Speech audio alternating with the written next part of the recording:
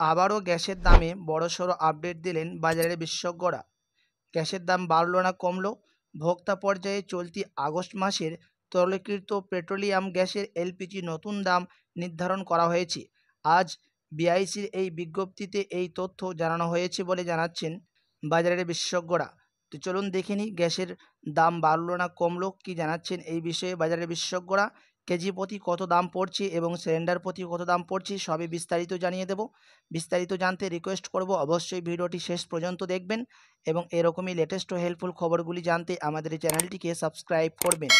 12 KG LPG সিলিন্ডারের দাম 13 টাকা বাড়িয়ে 1377 টাকা নির্ধারণ করা হয়েছে, যা আজ থেকেই কার্যকর হবে বলে জানাচ্ছেন।